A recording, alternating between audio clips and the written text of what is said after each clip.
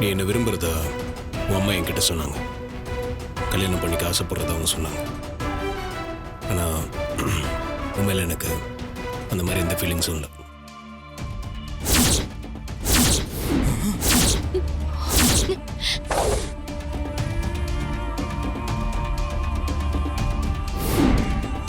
நீ என்னோட மாமா பொண்ணுன்ற ஒரே காரணத்துக்காக தான் உங்ககிட்ட அன்பா உரிமையாக பழகினேன். அவ்வளோதானே தவிர உண்மையில எனக்கு லவ் எல்லாம் எதுவும் இல்லை. என்னப்பா சொல்ற?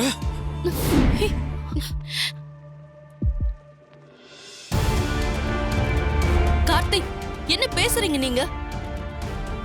எங்க அம்மாவே சரின்னு ஒத்துக்கிட்டதுக்கு அப்புறம் நீங்க என்ன இப்ப வித்தியாசமா பேசிட்டு இருக்கீங்க? நான் வித்தியாசமெல்லாம் பேசலைங்க, தெளிவாக தாங்க பேசுகிறேன். எனக்கு ரேவதியை கல்யாணம் பண்ணிக்கிறதுல விருப்பம் இல்லை. மாப்பிள்ள, மாமா, உங்க அத்தா தான் ஏதோ தில்லுமுல்லு வேலை பார்த்துருக்கா. அப்படியா சொல்றீங்க? என்ன எதுக்கு அவர் இப்படி பேசணும்?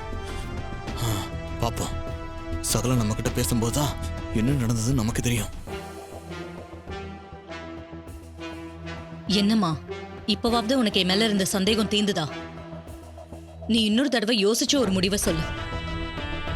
நான் சொல்ல வேண்டியதெல்லாம் சொல்லிட்டேங்க. இதுக்கு மேலே யோசிச்சு சொல்றதுக்குலாம் எதுவும் இல்லை.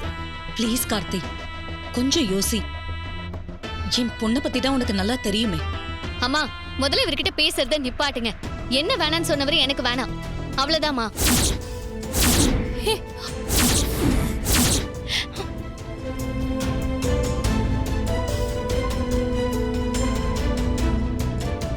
நம்ம மாமாவாச்சே, நாம கல்யாணம் பண்ணா குடும்பம் ஒண்ணு சேரணும்னு நினைச்சுதான் நான் இவர் மேல ஆசைப்பட்டேன்.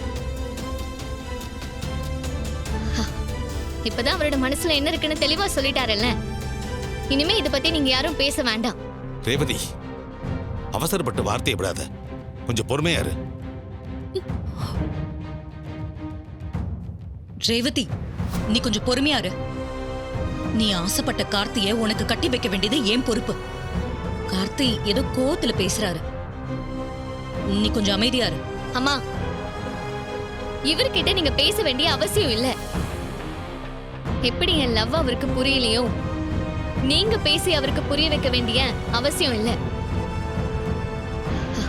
அப்படிப்பட்ட லைஃப் எனக்கு வேண்டவே வேண்டாம். தயவு செஞ்சு இவரை இப்பவே இங்க இருந்து போக சொல்லுங்க.